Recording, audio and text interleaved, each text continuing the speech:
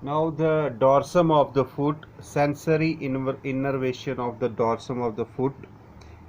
It is provided by the superficial peroneal nerve.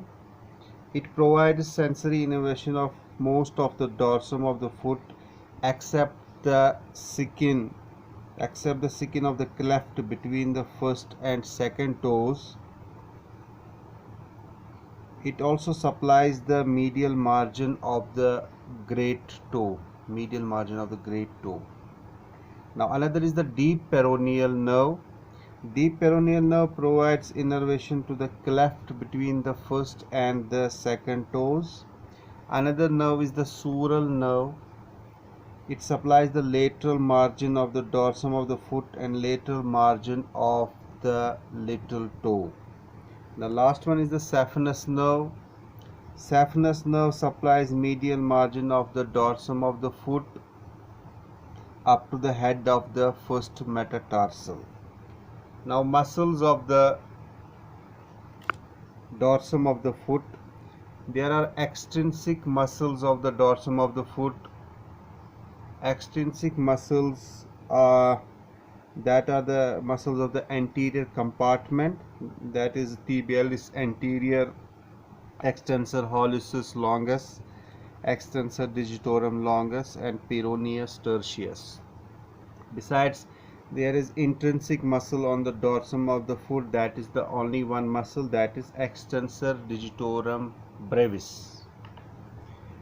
Now this extensor digitorum brevis is a small muscle situated on the lateral part of the dorsum of the foot, deep to the tendons of the extensor digitorum longus. It is the only muscle on the dorsum of the foot. It arises from the anterior part of the superior surface of the calcaneum. The muscle divides into 4 tendons for the medial 4 toes. The tendon to the big toe crosses in front of the dorsalis pedis artery and inserts on the dorsal surface of the proximal phalanx of the big toe. The lateral 3 tendons join the lateral side of the tendons of the extensor digitorum longus to the second, third, and fourth toes. Medial most part of the extensor digitorum brevis, which forms the tendon for the big toe, separates or becomes distinct. It is known as the extensor hallucis brevis. Now nerve supply is extensor digitorum brevis is supplied by the lateral terminal branch of the deep peroneal nerve. Now actions of this muscle is it extends the metatarsophalangeal joint of the big toe. The other 3 tendons extend the metatarsophalangeal joints of the second, third, and fourth toes. Now another important thing is the dorsalis pedis artery. Dorsalis pedis artery is the chief artery of the dorsum of the foot. It is the direct continuation of the anterior tibial artery. It passes forwards along the medial side of the dorsum of the foot to reach the proximal end of the first intermetatarsal space, where it dips downwards between the 2 heads of the first dorsal interosseous muscle to enter the sole of the foot. After entering the sole of the foot, it ends by anastomosing with the lateral plantar artery. Now relationships, superficially it is related to extensor hallucis brevis, which crosses the artery superficially from lateral to medial side. Deep relation is the ankle joint and tarsal bones. Medially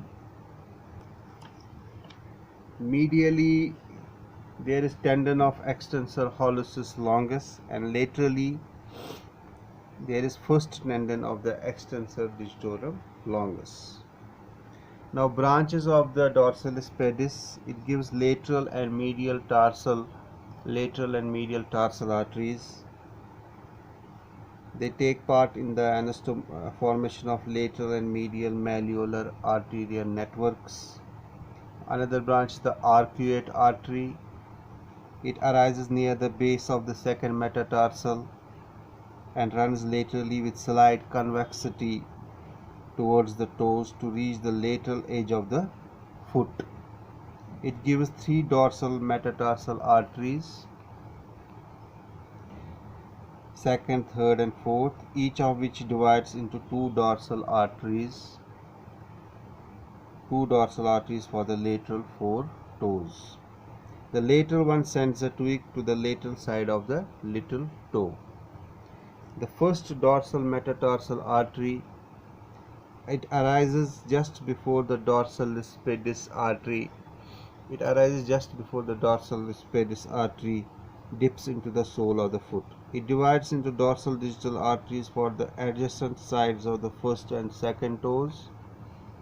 It also gives a dorsal digital artery to the medial side of the big toe.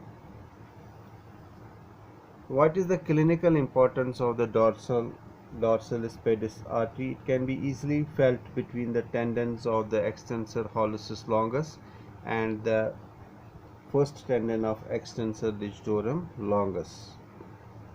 It is often palpated in patients suffering from vaso-occlusive diseases of the lower limb, for example, Berger's disease.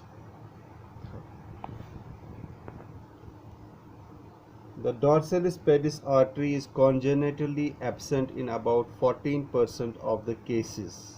In such cases, the absence of dorsalis pedis pulse should be confirmed by the posterior tibial artery pulse. Thank you very much.